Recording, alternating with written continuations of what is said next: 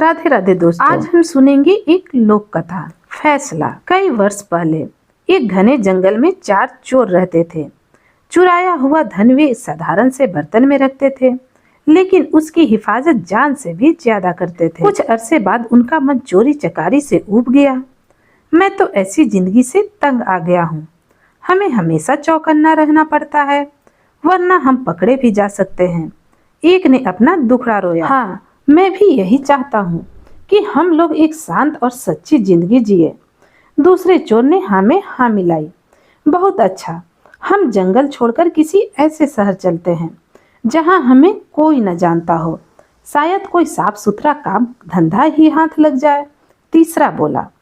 3 चोरों को तो यह सुझाव पसंद आया और उन्होंने तय कर लिया कि वे जंगल छोड़ देंगे।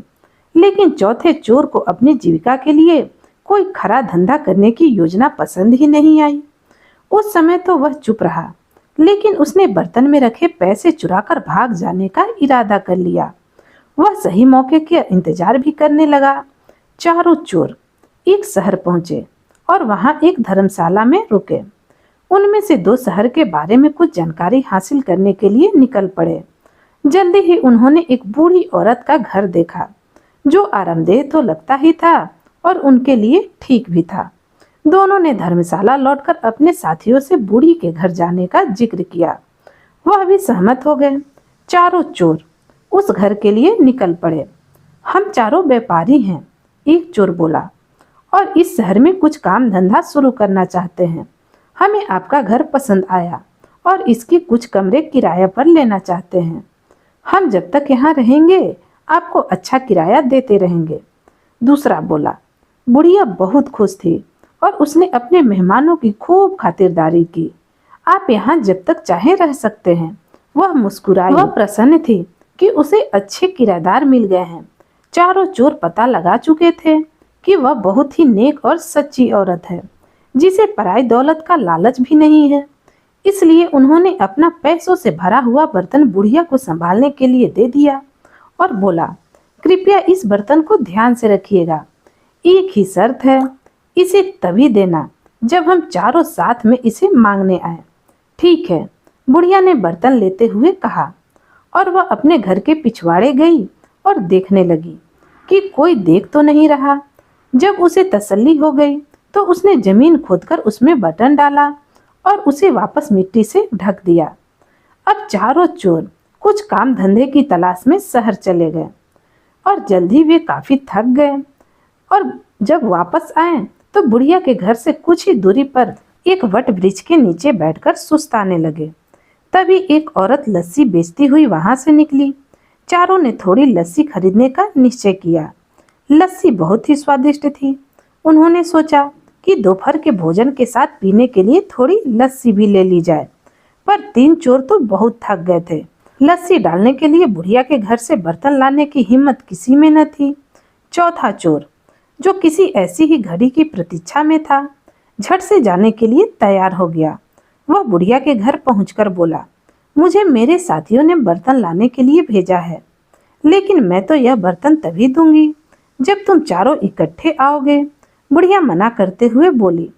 तो उस चोर के दिमाग में एक विचार आया। उसने कहा, मेरे साथी यहाँ से कुछ ही दूर उस वट वृक्ष के नीचे बैठे हुए हैं, आप खुद ही पूछ ले।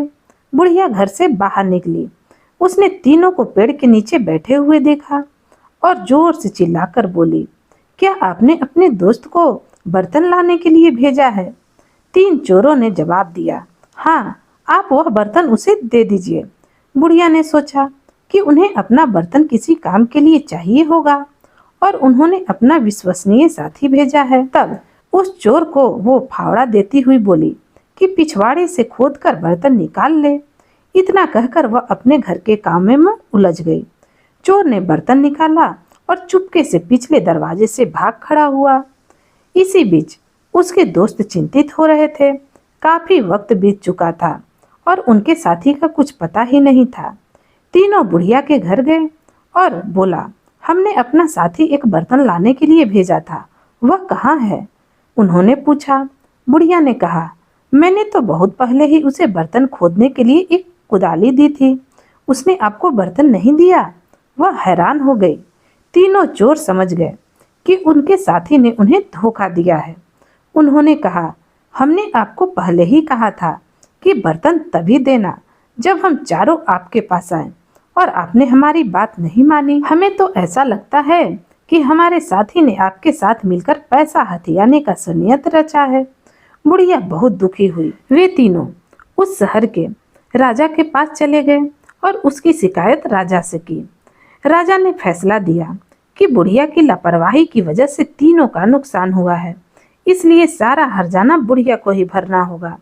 बुढ़िया रोती हुई घर लौट आई। इसी बीच एक दिन राजा और उसका मंत्री भेष बदलकर अपनी प्रजा की परेशानी जानने शहर के दौरे पर थे। इस बात का किसी को भी पता नहीं था। वे बुढ़िया को देखकर रुक गए और उसके रोने का कारण पूछने लगे। उसी समय आसपास कुछ बच्चे खेल रहे थे और उनका अगुआ था रामन। बुढ़िया की दुख भरी कहानी उसने भी सुनी। रामन बोला, भगवान करे उन तीनों को तुम्हारे साथ ऐसा सलूक करने की सजा मिले। यह सुनकर राजा और उसका मंत्री बहुत हैरान हुए। उन्होंने रामन से पूछा, क्या वह इस मामले का फैसला कर सकता है?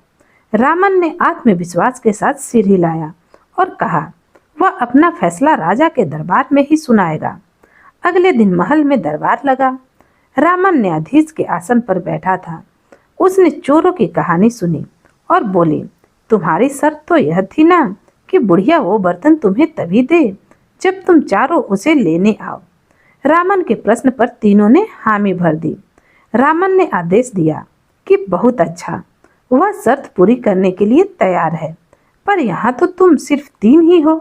जाओ और जाकर अपना चौथा साथी लेकर आओ जिससे शर्त पूरी की जा सके। शाबाश, क्या फैसला दिया है। राजा ने रामन की भूरी भूरी प्रशंसा की। तुम छोटे हो पर समझदार हो।